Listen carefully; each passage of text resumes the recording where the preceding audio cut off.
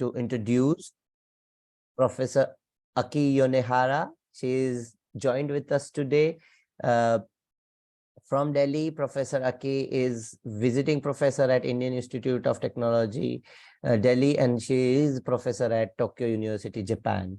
And Professor Aki will guide us on evaluation to achieve sustainable development. So we're really pleased to have you, Professor Aki, and over to you for the session.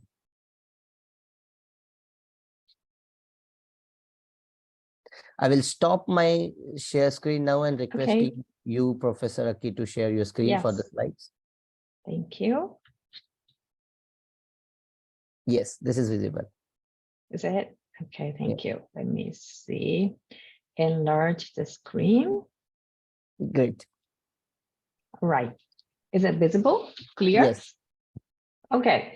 Thank you very much. And good morning, and probably for some of you, good afternoon and good evening. And thank you very much for this great opportunity. I'm very happy to have this session together with you. My topic is evaluation to achieve sustainable development. And I was introduced as a resource person for this topic, but under this issue, I mean, the evaluation for sustainability, I am also a learner on the process of struggling with the reality and then also theory building, so that I'm very much appreciated. I will appreciate your participation and questions and sharing your experience. And I hope I could make this session more like interactive and a mutual learning space for us. All right. When it comes to, say, the evaluation for sustainable development, I think all of us here would just simply imagine, okay, this issue with sustainable SDGs, Sustainable Development Goals issue. As we all know, the SDG includes like 17 goals and nearly 170 targets. And also it includes over 230 indicators. When I was asked to talk about evaluation for sustainable development, my simple reaction is, there is no way. There are so many issues that covered in terms of gender equality, hunger, zero hunger, education, and water, environmental issue, energy, urban development, and peace building. Everything is included here. So simply saying, it is impossible to, explain how to measure that sustainability and how to evaluate the sustainability. So what I want to today here is just within about 1 hour, 75 minutes stuff within this time, I would like to think about the mind setting of SDG evaluative thinking, rather than the skill or manual how to evaluate it. So I would like to introduce a few key concepts for SDG evaluation. And at the end of the session, maybe I would like to share a little piece of my experience, like how to create such evaluation indicators. So my lecture today is not like step-by-step manual type stuff, but putting the conclusion first. I would like to say that evaluation for sustainable development is complex, innovative, locally unique, and no one left behind. So I'm going to explain each keyword, these 4 keywords today, key concepts today. And after each explanation, I hope I could take like 5 to 10 minutes for the discussion session. It's a short session, but I would appreciate if you could share your experience with difficulties you are facing with right now, or maybe any doubts about those key concepts. So please start to think about what you're going to share after each keyword explanation, okay? Okay, now let me start with the first concept. when we think about the nature of sustainable development, that is complex rather than complicated. What the difference between the complicatedness and the complexity is? The complicatedness can be simplified. It's something like a car structure. The car is very complicated, but it can be simplified. It can be decomposed. If you decompose the car into the smaller module and smaller parts, in the end, you can get a simple part. And then on the in the other way, if you have the appropriate part, you can compose car, right? But on the other hand, the complicatedness cannot be simplified. It's like a human life. If you decompose human body into brain, eyeball, lung, stomach, whatever, it's a little bit scary to imagine, but if you decompose the human body, the life is gone. And on the other way, if you have a fresh brain, if you have a fresh stomach, if you have a fresh eyeball, can you compose human life? Maybe not. So evaluation for sustainability is complex rather than complicated. If we would like to think about the, say, the gender empowerment. Gender empowerment is a complex issue, not a complicated issue. And then if your project is focusing on the gender empowerment, gender employment for the gender empowerment. If you just simply decompose the factor of employment, employment issue itself cannot actually function in the context of the society, because a woman employment issue is deeply interconnected to the woman education issue, woman rights issue, and also there the issue of reproductive health, or maybe the issue of child caring, or the issue of political participation. Those all social issues are deeply interconnected to the employment issue, and then whole are created the woman empowerment.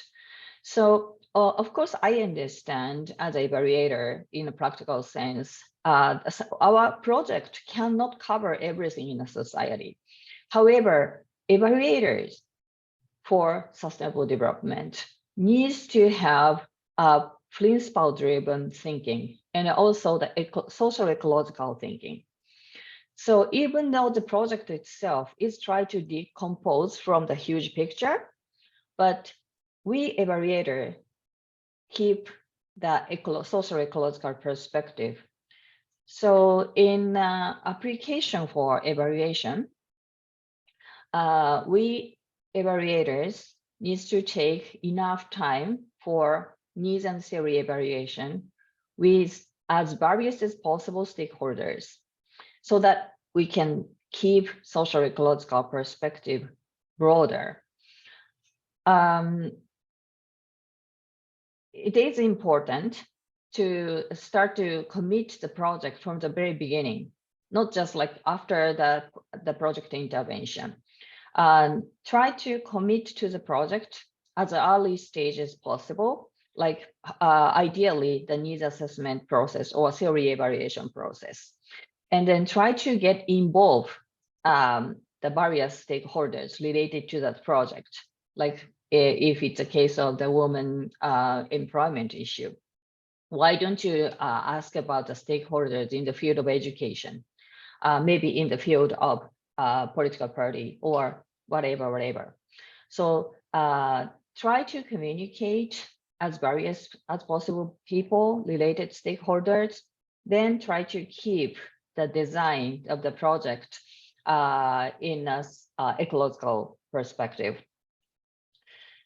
So, and then try to get involved in the project from the early stage. So this is maybe the possible way.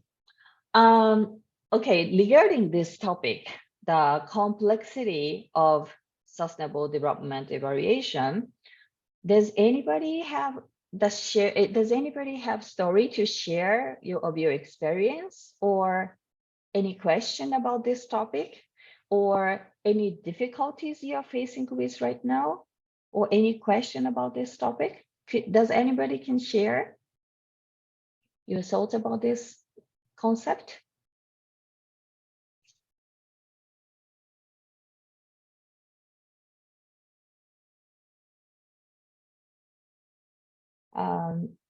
If you want to talk, we can use the Zoom reaction raise hand feature. Yeah. Yeah. Or you can type in a chat box. Yeah. Excuse me, I'm Shabin Sari. Professor, could you please explain this complexity a little bit further for me? Oh, yes, of course. Again, the complexity is something cannot be decomposed like a human life. And like a concept of woman empowerment. For example, the woman empowerment is connected to the issue of education or political perspective, political participation, or any other social issues.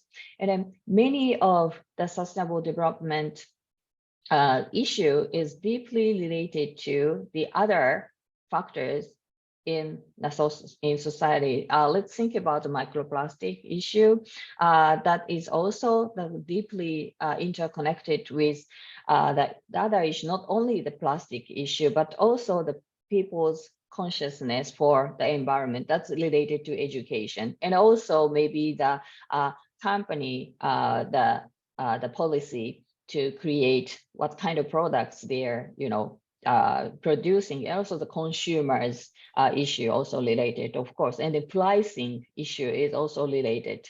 So many of the project or issues for the sustainable development is very much interrelated the other social factors, so that when we try to evaluate or commit this kind of project, I mean the projects related to the sustainability,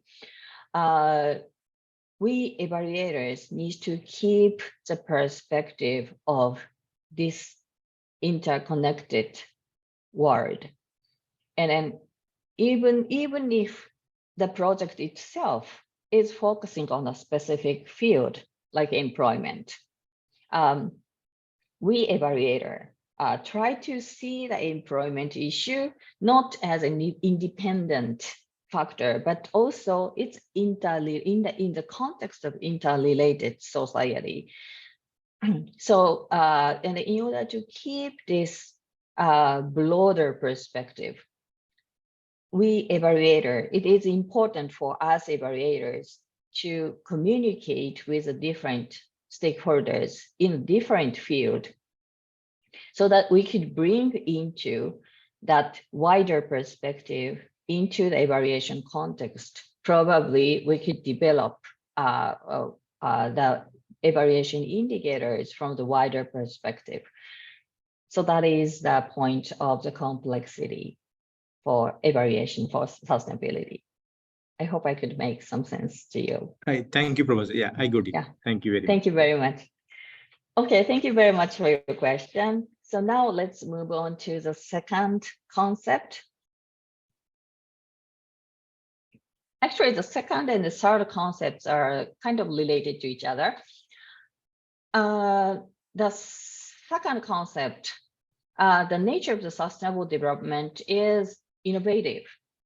And then in many cases, the answer is not yet existing. Like in my field, I mean, my expertise is in the field of education. And in the field of education, the educational borrowing theory is often used, particularly in the context of international development. I think, as you know, that in the context of international development cooperation, one society, it is assumed that one society, it's the so-called donor society, have the successful case of educational training program or educational system or educational material development. So that is why this successful case should be exported to the so-called recipient society. So this is a very typical logic of the educational borrowing theory, and this is widely used and widely used to justify the international cooperation. However, the most of the social issue related to the sustainability does not have the successful case yet. Just like I mentioned right now, the microplastic issue. Is there any answer to solve this question? Or think about the COVID-19. We didn't have the answer, the best solution for that. And then still we are suffering from the conflicts like Ukraine and Russian case, and then there is no answer. So if there is, if that issue does not have answer yet, only the way we can take is to create the solution, create the answer. And so in other words, we have to be innovative because there is not answer yet existing. So in order to keep us innovative, we need to have mutual learning attitude and translocal learning attitude.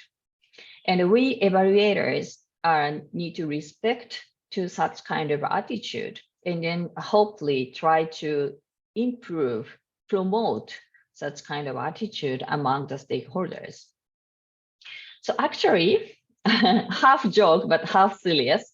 As you know, there is a dark 6 criteria, and then I believe that if there is a 7th criteria will be developed in the near future, I think the mutual learning or learning factor is very much important. It should be included even in the dark 7th criteria. And I put here the translocal learning. The concept of translocal learning was proposed by the Professor Kudo. If you're interested in his paper, is published here. So this is an open access paper. So I just put here. And according to his definition, the translocal learning is a form of collective learning in a multiple boundary setting. So in order to create an innovative atmosphere, that learning, actually the mutual learning in a multiple boundary setting is useful. This multiple boundary can mean the international collaboration, or it can mean the multiple different communities collaboration, or it can be maybe the different religious group collaboration. In any ways, the multiple boundary, in other words, the different kind of locality work together. And then this setting may increase the probability of emerging the innovation. And under the framework of translocal learning, all communities are equal entities in terms of their relationship and in the pursuit of their own sustainability. So the translocal learning is unlike the educational borrowing theory. It does not assume the power structure like donor and recipient. That assumed all entities are equal. And also, it does not assume that, okay, let's create the universal, unified one goal or one successful case, which everybody have to follow it. Rather, it try to develop their own sustainability according to each own context. So it's more locally rooted approach. And then this approach is related to the next concept that I want to introduce to you, is a local uniqueness. And of course, the Sustainable Development Goals itself is a very universal goal we share with everybody. But as we know, the statement of the SDGs are very abstract and very broad. So in terms of implementation of each goals, we have to localize each of them. And of course, the local context is very unique and then diverse. So it's a localization, and also the respect to the local uniqueness is very important. So in order to do so, we evaluators need to take the participatory approach or co-productive approach. Sometimes we evaluators need to be facilitator and to improve participatory evaluation and to conduct that participatory evaluation. But when it comes to, say, participatory evaluation, we evaluators at this SDG LR needs to pay a little bit attention. Participatory evaluation itself is not new at all. It was invented in the 1980s, and it's widely used for the last maybe 45, 50 years. And on this long history, it became more and more nominal, unfortunately. So we evaluators always need to ask to ourselves who actually evaluate in a participatory evaluation context, and who actually made the decision judgment. This is a figure from the Arnstein's articles. If you're interested, there is a citation. According to Arnstein, even if it says a participatory evaluation or citizen participation, there is 8 ladders. And actually some participation is used for just like a manipulation or therapy. This does not considered as a participation. Actually, this is a no participation. But if you look at the upper side of the ladder, you see the citizen control, delegated power or partnership. At this level, we can consider this is maybe a kind of the participation. So when I think maybe some of you have some experience or observation, okay, this is saying that this is called a participatory evaluation, but actually the final decision was made by the donor or made by the government or made by the client of the project.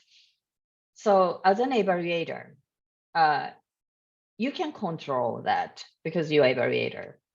So that please pay attention to the substantive participatory evaluation is conducted. Okay, in terms of application for evaluation, as a part of the process monitoring, we need to reflect what we evaluators actually learn from the project or stakeholders, how much. And that learning process can be called a mutual learning or translocal learning. And then that learning attitude would promote the innovation for the questions, I mean, for the issues, which does not have answer yet. And in order to realize that, we evaluator inevitably needs to take a participatory or cooperative approach. So that so this is the sort of the application for evaluation practice. Okay, so far, any questions or any sharing experience story do you have regarding the innovation, learning, or participatory evaluation? Professor, there is a question on the chat box which said, Okay, yeah, so which talks let me about see. which talk Okay. about if you're working with politicians, right? So Mhm. in issues related to strengthening transparency and accountability, right? These issues Mhm. are complex. And the Yes. question is whether it is affected by the will of the politician, whether it is affected by his or her education. So what are Mhm. your opinions on that? Okay, let's see. Would you like to, what is the question point? Let's see. We can also ask the Oh, participant who wrote this question to unmute yes. and ask what he Yeah, yeah, wants. yeah. Ve Beverly, are you here? Could you elaborate your Yes. question? All right. Thank Maybe you, I Prof. didn't catch the main point of your question. Could you elaborate? All right. I wanted to check if we could qualify this as something that is a complex project whereby you're working with members of parliament and politicians. Yes. And probably you capacitate them and you expect them maybe to debate on some issues, but they are affected by other issues like political, like from their Yes. political parties, Yes. and also the political will of the executive. So I wanted to check if this can be said to be something that is complex. Right. Thank you. Thank you very much. It's a very important point. And actually, there is a huge discussion among the evaluators and evaluation researchers. One group of the evaluators and evaluation researchers insist that evaluators need to promote some certain value regardless the political will. And on the other hand, some group of evaluators is more practical, taking the more practical approach, more useful approach. My own perspective is that if the issue is complex, there are so many, issues coming up, and also the politicians' will is also coming inter. I would like to say that the evaluators can make the appropriate judgment, whatever the political will existing. Of course, we need to show the accountability, but we can convince the politicians with evidence and the evaluation results. And in that sense, I think evaluator has a very strong power. So actually, in the next slide, I'm discussing about the evidence issue. And I know that many of you put the keyword of the evidence at the beginning question. So I think some of you are interested in the evidence issue. So by creating evidence, I think you can solve that problem of the politicians' conflict if there is any issue with the politicians. Evaluators have a lot of tools to explain the fact and also convince the people. So do I answer to your question? Yes, thank you. Thank you. Yes, thank you. Thank you very much. Thank you very much for the important question. Okay, so let's move on to the next point. Actually, this point is related to that evidence.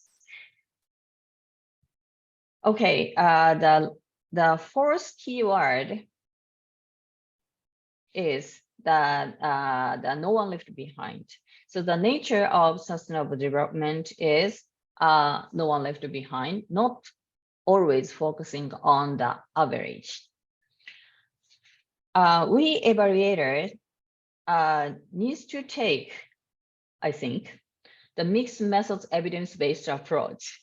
Sorry, it's a long naming, but as we already noticed that we evaluators, particularly these days, are required and then expected to produce evidence. And like evidence-based policy making is almost a buzzword in Japanese society these days. And then, policymakers also required to make the policy based on evidence. So that evidence-based approach is almost inevitable for us. But I would like to put the word mixed methods, which means both qualitative and quantitative. When we hear that word of evidence, I think most of us imagine, almost automatically imagine the numeric information. And the evidence can be, or evidence should be, the numeric, and then that the data to support evidence should be numeric. Consciously or unconsciously, I think most of us believe in that way. And as I am a statistician. I'm teaching at the social statistics at the university. So I am a believer of numbers and I love numbers. And I know the statistics is very powerful. And also I'm a social, I am a social certificated social the investor in Japan. So that I'm doing a lot of social survey to collect the data. However, by nature, when we are taking the quantitative approach, consciously or unconsciously, our interest tends to focus on the central tendency. In a simply word, it's the average. Because most of the statistical analysis, particularly the advanced analysis, is assuming, there is a statistical assumption like data should be normally distributed and the data should be randomly collected. This randomness and normality is a very important factor for the statistical analysis. And then there is nothing bad. That's the nature of the statistics. So, however, do you really interested in the average for this project? This is a very important question to ask ourselves.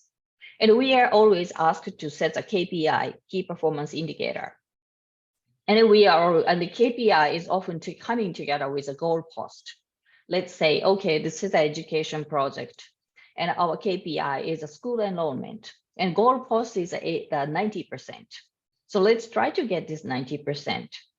And if the 90% is achieved as a KPI, this project will be evaluated as an A class.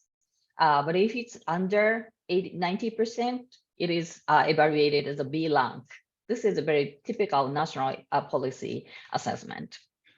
However, again, we need to ask to ourselves, is it our question, if we are really interested in the no one left behind?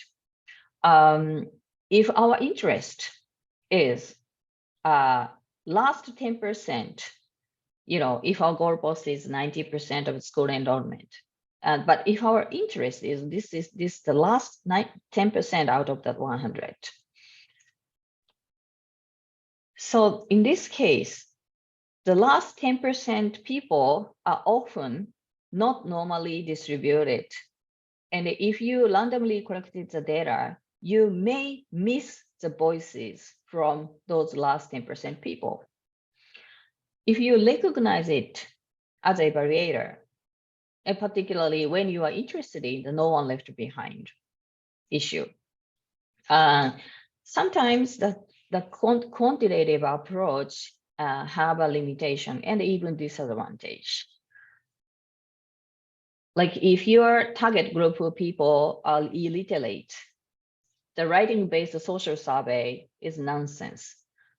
If you conduct this writing-based social survey for the illiterate group of people, in practice, you didn't get any voice from them.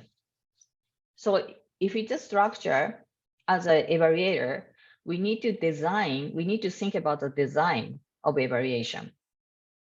Maybe most significant change workshop or photo elicitation workshop or focus group discussion is more useful to collect more reliable data, even from the illiterate group of people. So particularly when we are interested in the low and left behind aspect of sustainability, we evaluator carefully need to carefully design the evaluation activities itself, and then collect the data through the mixed methods, not only the quantitative way, also the qualitative way. And when I say this, some people would ask me, but the qualitative data cannot be scientific evidence. And I understand that point. So today I would like to propose sort of the different idea of evidence.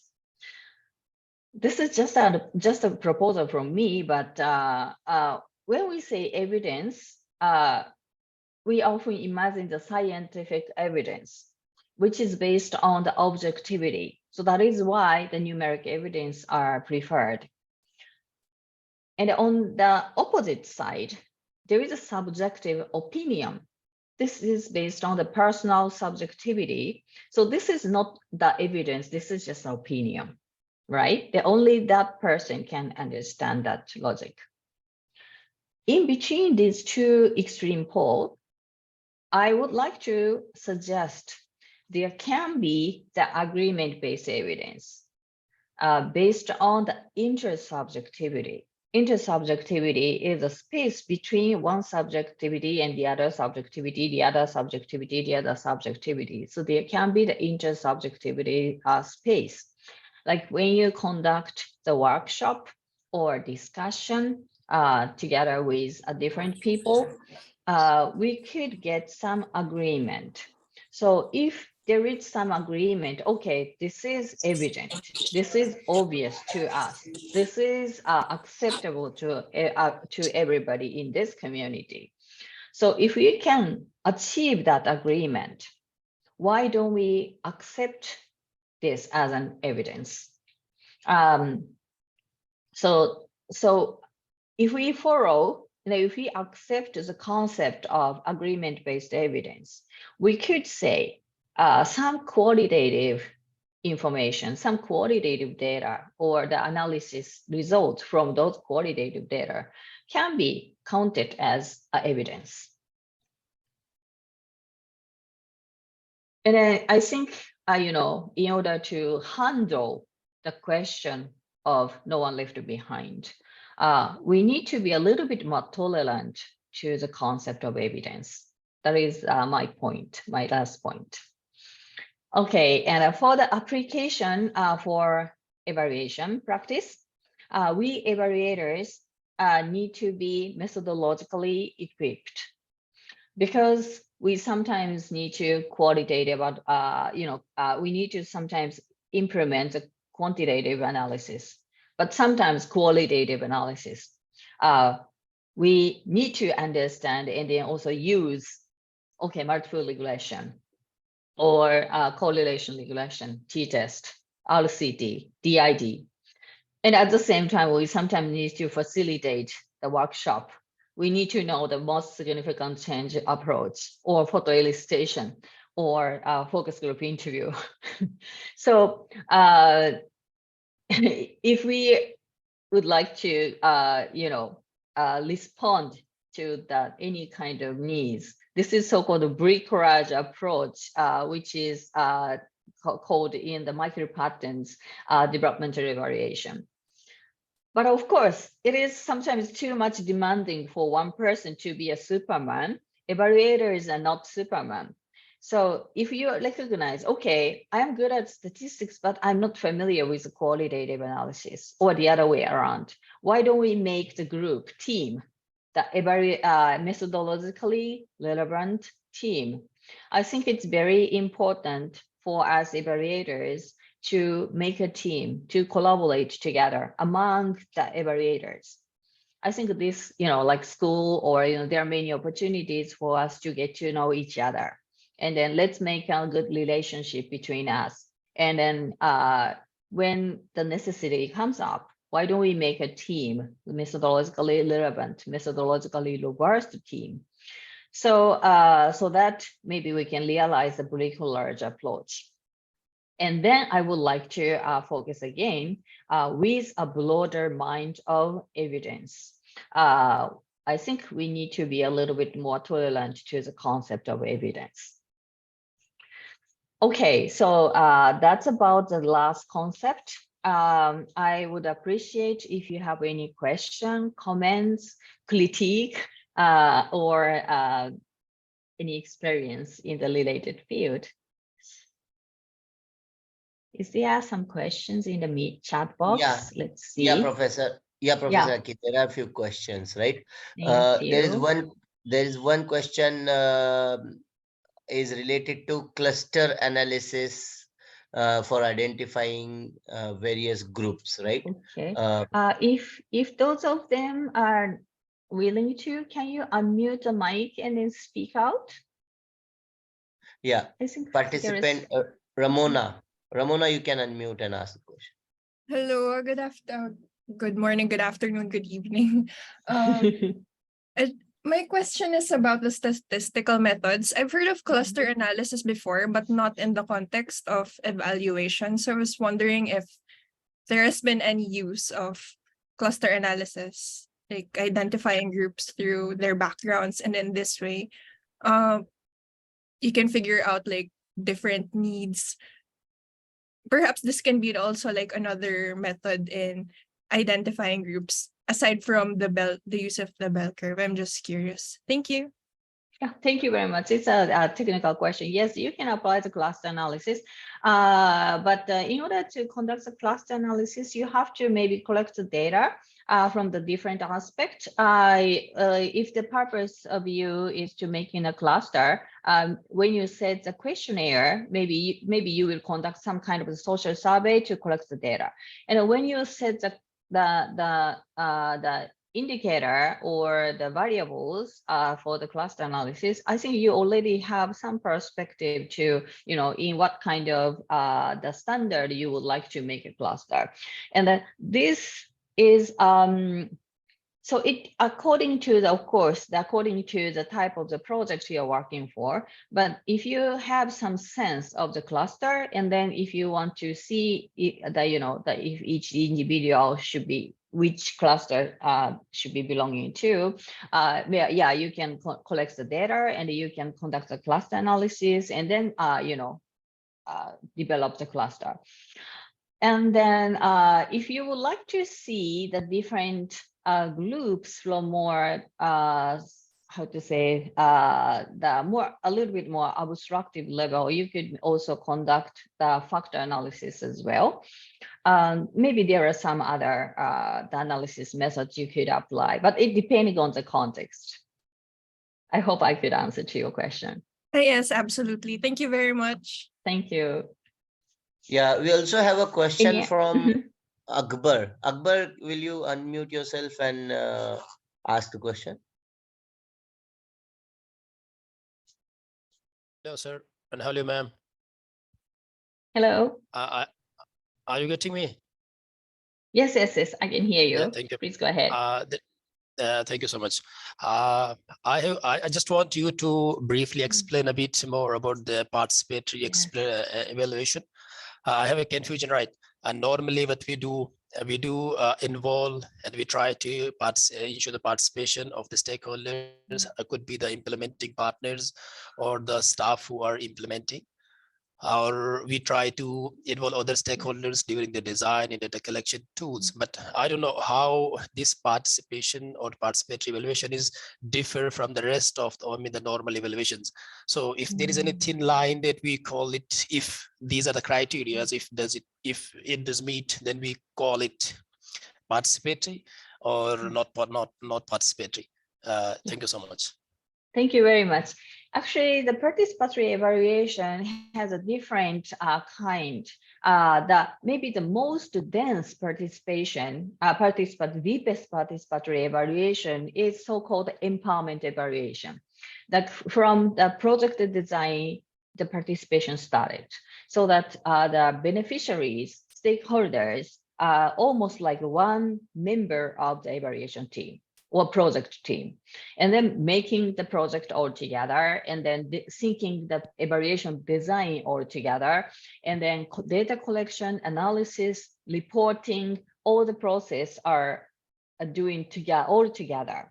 And then this is called the very deepest participatory evaluation, so-called empowerment evaluation. Why it's called as empowerment evaluation is because during this whole process of evaluation activities, those beneficiaries or those the participants, stakeholders of the project itself is very much educated, and they gain the knowledge of data collection, social survey, maybe statistical analysis, reporting, and all the stuff.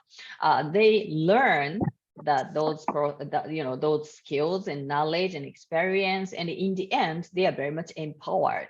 And they may be no longer necessarily the evaluators. They can do it. They can do everything by themselves. So this is maybe the deepest level, highest level of the participatory evaluation. And then on the other hand, the lightest level of participatory evaluation, so-called, is during the project, at some moment, you call the participants to join maybe the workshop or discussion or data collection. And then we have a chance to discuss with local people. And then we receive the data from them. What I mean, data means information or input or the issue received from them. And then we evaluators get more information. And then based on this richer information, we will make the judgment as an evaluator. So this is maybe the lightest level of participation. In this case, the participants are the data providers, not the decision makers. But this is also important for us evaluators. We can receive more local rooted information from the participants. So this is also important, but this is maybe the lightest level of the participation, because they provide information for us, but they are not the individual who made a decision or make an evaluation judgment. So, between these two, extreme case of the different level of the participation, there is maybe the graduation between them. But my point today here is, in order to call it as a participatory evaluation, I think what substantive participation is important. Substantive participation means, at least to me, is that if the participants really brings substantive effect to the project or evaluation results, which means if that participants actually participate in the making judgment or decision making, I think this is a very important aspect of the participatory evaluation. Yeah. Do I answer to your question? Yeah, Professor. Thank you so very much. Thank you. Yeah. And Professor, Thank there you. is the last question regarding how, as a evaluator, we should include subjective / biased opinions that we generally observe in the various qualitative data collection methods, and how eventually that will find into your analysis and report. Yeah, okay, thank you very much. This is a very difficult question, but thank you. When we, actually the treating the qualitative information is sometimes more difficult than the quantitative information. Of course, quantitative analysis is technically difficult. We have to know the RCT, DID, it's very much demanding, but in a different sense, the qualitative information treatment is very, very difficult. And as you say, some qualitative information is considered as biased. So that is why I say in order to call that qualitative information as evidence, we need agreement-based. So it's not like personal judgment. Okay, I evaluator listen to the say some project stakeholders' story, and I'm very much touched and moved. And then I made an evaluation judgment based on this story. This is not fair, right? This is maybe subjectively biased, and it's not very much reliable. It's totally depending on my personality or my subjective judgment. But when I say that agreement-based evidence, I think I assume some kind of the system to take out that bias as much as possible. So through the workshop process or through the discussion process, we need to have a system to reach at a certain level of agreement. Then at least that stakeholder in that community all agree, okay, this we recognize this as an evidence. So without this system, that qualitative information can be subjectively biased. So this is one answer. And the other, some technical method of the qualitative data can help us to produce more objective qualitative information. Like text mining, even if your participants or your target group people illiterate, you can record their discussion. So then you can make a transcript from this recording data into the text data. And those text data can be mechanically analyzed through the text mining. And then if you know the word cloud, or if you know some kind of the text mining method, you can mechanically find out the frequency of the specific keywords, or the relationship between two specific keywords, or distance between specific two keywords or three keywords. And so this is all calculated based on the mechanical equation. And even though the data itself is qualitative, but if it can be texturized, you can apply this kind of text mining method or something. So then you can create more objective information from the qualitative data. Unfortunately, today I do not have enough time to introduce the details of text mining, but just I want to share the information with you. There is such kind of methods. Yeah, I hope I could answer to that question. Yeah, Professor. I think in the interest of time, we'll move to our next slides, and then at the end take few questions. Currently, we have covered all the questions. Okay, thank you very much. And thank you very much. All the questions are very great and very interesting. Yeah, thank you very much. Okay, now let's move on to the next slide. Actually, this is the last slide. Finally, I would like to share a little piece of my experience of how to create the evaluation indicators for the agreement-based evidence. I think maybe this story is somehow related to the last question. Okay, this is my experience. So that is not like, very much recognized method, or any like really the successful case or not. So please listen to my story with your critical thinking, and then I would appreciate your feedback and questions on this topic as well. Okay, this is a project for the community-based disaster prevention. And then we started this project with a logic model building, program logic model building, and then taking the participatory evaluation manner. So, at the theory evaluation stage, the participants get together, and then we discussed how do we express the project goal, outcome, direct outcome, output, and what kind of specific action we should take. So we try to develop this logic model. based on the program evaluation theory.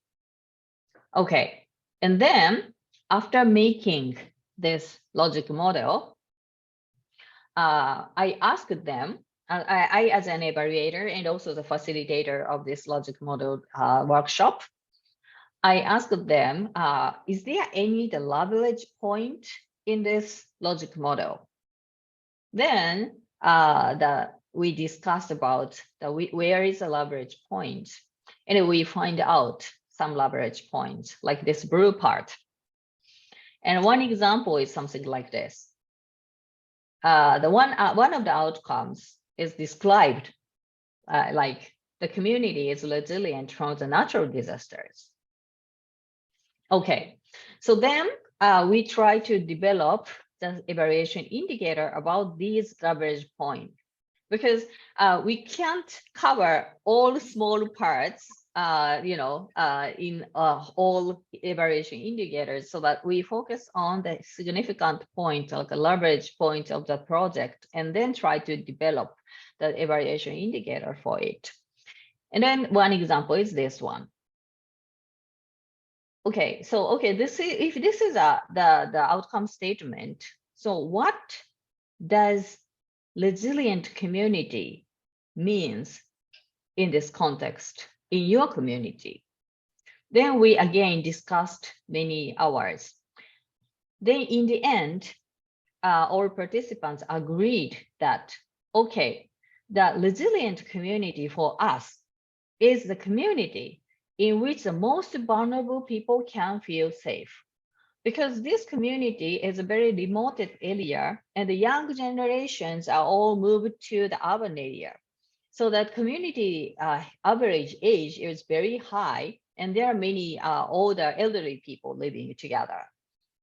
So that elderly people sometimes feel very unsafe, because if the natural disaster happens, they can run from the home, and they can they don't know where to go to evacuate. So that is why the community people here reached the agreement that, okay, our community, the resilience in our community means the community in that most vulnerable people can feel safe. Okay, so now we can start to think about the specific indicator and data collection method. This, in order to measure if this situation, this ideal situation is actually realized or not. How can we do it? The one idea is that, okay, let's do the social survey and then ask the people's subjective impression about the feeling safe. The feeling safe itself is very subjective question, so that we decided to conduct the social survey. And then some social survey can have such kind of like statement, like how do you feel if the natural disaster happened around you? And maybe put the 5-point Likert scaling. The highest mark, 0.5 statement is something like, okay, I feel very safe because I know the community has the evacuation system, and I know the community people would help me. And then maybe the least score of 5 Likert point scale, 0.1, can be something like, okay, I feel very unsafe. I'm very afraid of the natural disaster because I don't know where to evacuate. And I don't trust that people would help me. So between those 1 to 5, the project could conduct the before and after survey. So before, and then before and after, the data collected from those survey, and then the data is analyzed statistically and apply t-test, and how those people's feel safety, sense of the safety changed after the project intervention. Of course, hopefully it is going to be increased. So this is one way to conduct a social survey, choose the statistical analysis, pre-post design. And then another way to measure this indicator is to conduct the qualitative analysis, like a most significant change workshop. Like after this project intervention, they opened the most significant change workshop. And then they discussed what's the most important change happened after this community disaster prevention project. Then they discussed they introduced their theory, and then they reached the agreement. What is the most significant point that they gain from this project? Actually, this is one way of the evaluation of this project. Okay, let's look at another example. At the action level, there is a statement that people developed. Okay, let's keep the shelter well equipped and maintained. I think this is very important for the community disaster prevention. Then they decided to, check the shelter regularly, and all evacuee, and then the meaning of the shelter well equipped for them is, this is also the achievement of the agreement after the discussion. They said all evacuee can keep the normal life for 1 week. This is a condition of well-equipped shelters, according to their definition.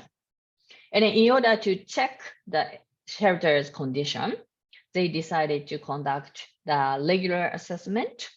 Maybe every other month, every half a year, they check up the condition of shelters, and with a checklist.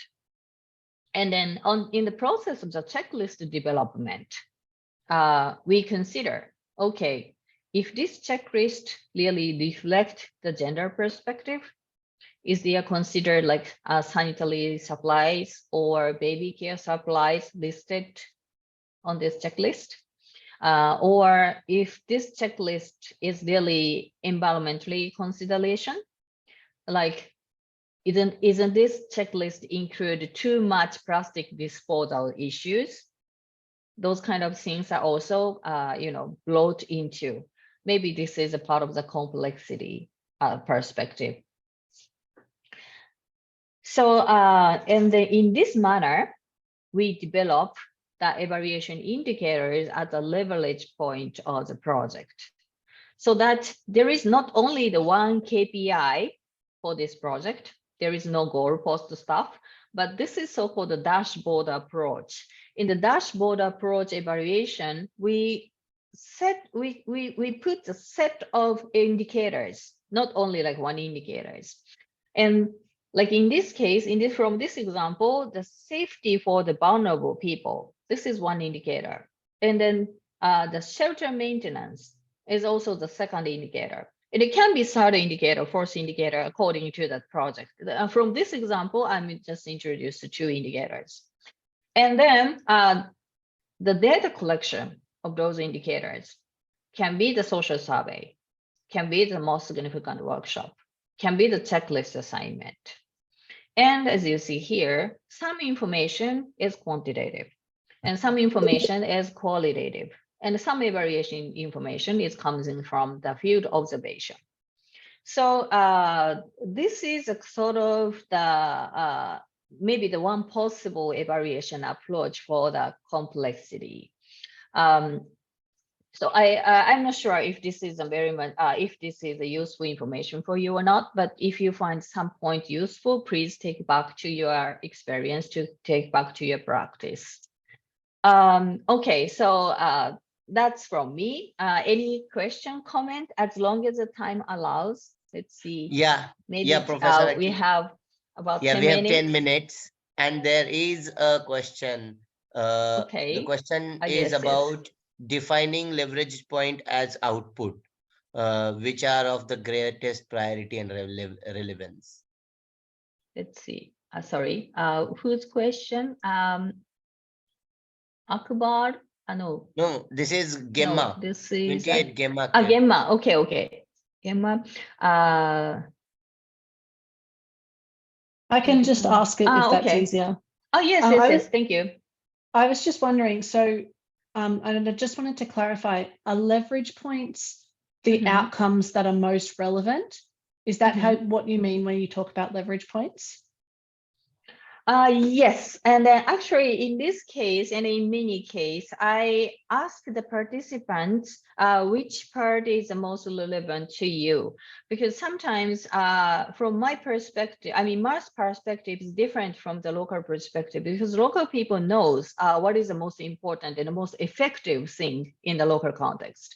And of course, sometimes the participants overlook the possibility of the effectiveness or the efficiency. So, and sometimes I can bring into my own perspective and my advice.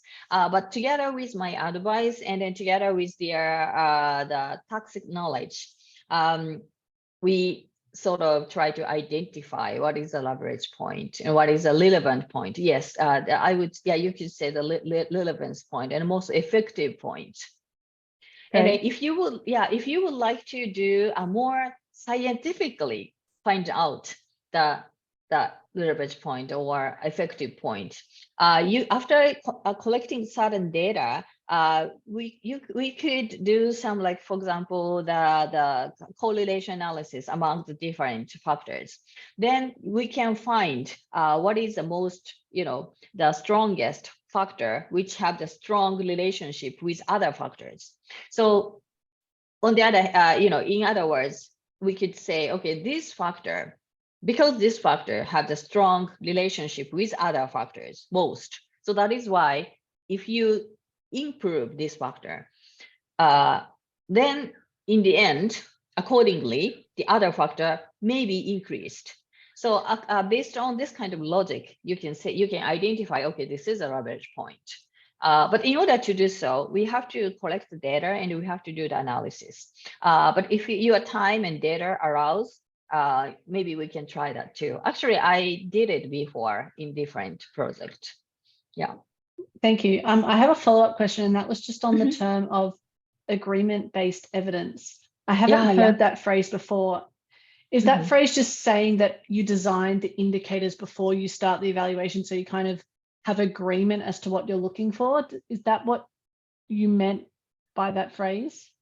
Yes, actually, this is my word. So maybe there is no word maybe in the existing text or that. Maybe I should write some book or article in the near future. But yeah, but yes, yes, agreement, maybe the wording, I'm not sure if the wording is really the appropriate or not, but the idea is the same. Yes, and then this agreement may come any point of the project. Mostly in practice, that comes at the point of the indicator development, so that theory evaluation stage. Or coming after the intervention, after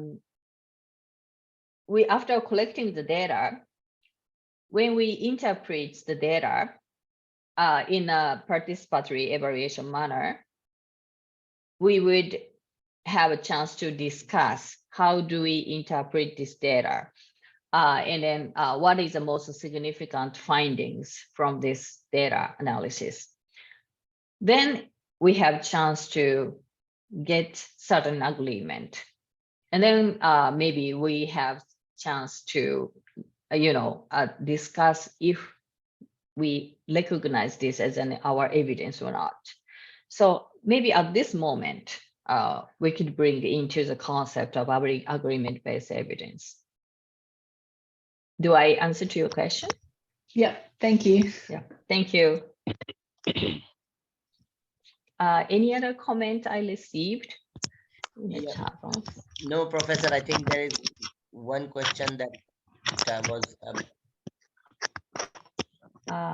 from Nova? Yeah, maybe Nova, you want to unmute and ask the question? Okay, so he's talking about the resource material about leverage points. Okay. I see, yeah. But we have, I think, Professor, we have 4 minutes, and if any of the participants can share what are their takeaways and how was the session, that is also okay. And we have time also. We'll request definitely request Professor Aki to share any resource material that we have on the content of today's session. Yeah, Will and that be thank you very much. Yeah, thank you very much, Nova, asking this question. I wish I could share some specific material, but actually, this is very much what I'm thinking right now. So I hope I could write some book or articles in the near future. And I have some writings, related writings, but all in Japanese. I'm very sorry for that. So hopefully we will write something in English in the near future. Definitely. Yeah. We can clearly see there is audience ready for your book, Professor Aki. Thank you. I'm bringing the homework today. Yeah. Yes. And also I appreciate any comments, questions, or sharing your experience, including difficulties. Yeah. I think we have one last question for the session. I would request Akanksha to unmute and ask the specific questions, and then we will formally thank Professor Aki. Greetings, Professor. Can you hear me clearly? Yes, clear. Request Akanksha to introduce yourself and where you're from, and then ask the question. Sure. Hi. Hello, everyone. I'm Akanksha. I'm working as a senior program officer with the National Institute of Urban Affairs, and I'm kind of leading the monitoring and evaluation vertical for a program called Cities. My question is, in our program, we also develop the project logical framework at the project level and also the program logical framework. And to our understanding, we have asked these documents to be very dynamic in nature. As and when the project and program progresses, you need to keep on revising this document. Now, the issue with us is, do we also need to keep on revising the indicators, which actually doesn't make sense for us, because then we will not be able to, map the baselines with the target values. Right. So how exactly are you going to map the monitoring and evaluation plan with the project or program logical framework is my question. Yeah, thank you very much. It's a very important question in the practice. Yes, as you say, if we change the indicator so often, it doesn't make sense, particularly if we would like to see the before and after change. And I appreciate that you mentioned your document, the logic model documents is dynamically rewrite during the project. Yes, it's very important as well, because sometimes a logic model defined at the beginning of the project must be kept all the project, and then there is no chance to change, or there is so complicated process to modify, to make a modification. But your project is saying it's rewrite dynamically or along the project. I think that's very, very important. But at the same time, as you said, we can't change the indicator in which we want to conduct the pre and post design evaluation. I'm always saying, as an evaluator, don't change even a little word of the social survey questionnaire, because even if the idea is the same, if the way of the expression of question changed, the answer and the quality of the answer also changed. It's definitely going to be affected. So if we want to conduct the before and after pre-post design analysis based on the social survey, we shouldn't change the question. This is the technical answer. So that is why I always think the needs evaluation and the theory evaluation stage is critically important. And then particularly the questions or indicators that we want to see the difference before and after analysis, we really need to pay attention and care to create a question. This is one answer. And on the other hand, because the project is dynamically changed over time, so on the process of this change, we often have, oh, I should have set this indicator at the beginning, but I didn't it. So, we often experience this kind of regrets. So in order to respond and compensate this kind of regrets, what I do is at the end of the project, we set the new indicators sometimes. And if the new indicator comes up at the end of the project, And if this indicator is something like the qualitative indicator, we could do the workshop and then to like review workshop, and then we can see, we can ask how the change happened. But if we want to have the numeric information, we can set the questionnaire only at the end, but set the 2 questions, like at the beginning of the project, how do you think? And then now, how do you think? And then you can ask the rating for these 2 different time points. Of course, this is less reliable compared to these 2 points analysis. But this may be the compensational way to get the 2 points information at 1 point. Do I answer to your question? Yes, perfectly. Thank you so much, Professor. Yeah. Thank you. Thank you. Professor Aki, if the slides are over, we can maybe stop screen share and take a group photo with all the participants. Oh, yes. Okay. Sorry. Let me quickly summarize my talk. Yes. Give me 1 minute. Sorry. Okay. No so just summary. So now we would say that the evaluation for sustainable development is a complex, innovative, locally unique, and no one left behind. So we evaluators needs to have a principle-driven and ecological thinking, and also the learning attitude. And also we evaluators need to take a participatory approach, and also the mixed methods, evidence-based approach with a broader perspective toward evidence. I think this is a very famous citation from the Einsteins. I think everybody knows that we cannot solve problems with the same level of thinking that created them. And I think this citation is very, very fitable to the case of evaluation for sustainability. We can't solve the problem of the sustainable development with the same level of thinking that created them. So that is why we evaluators needs to shift the level of thinking. And then the way to shift the level of thinking is summarized into those 4 keywords, key concepts that I introduced today, I believe. So I myself also on the way of the struggling, and then actually I introduced some concepts which I didn't write anywhere yet. So hopefully I'm writing somewhere. But thank you very much for this opportunity. Actually, I myself learned a lot from you today. So thank you. That's all from me. Thank you, Umesh.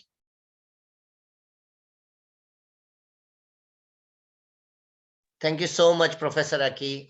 If you can stop screen share, we will ask all the participants to, because we are joining on Zoom, so it will be great if we can switch on our videos and take a photo with you as a memory for this wonderful, enriching learning experience. I learned a lot, and especially the idea of agreement-based evidence. I think it will be a very useful and also very path-breaking concept for all of us. So request my production team to take the photo. Also request all the participants, if you can switch on your videos, we'll have this as a memory with Professor Aki. And on behalf of all the organizing team, Professor Aki, would love to extend our heartwarm thanks to you. Thank you. Great. If anyone is having difficulty putting on their videos, then please drop it in the chat box so that we can do it for you. Like we had participants from yesterday who couldn't. Yes.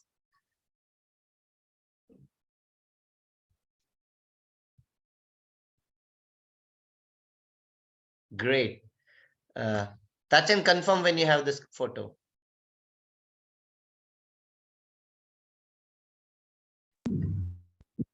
Give me a few more seconds.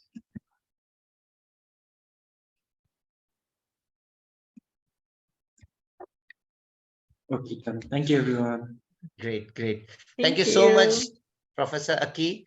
To all the participants, now we will go on a couple of minutes break and request you to maybe share, take a break, do stretch, and come back for an interesting session on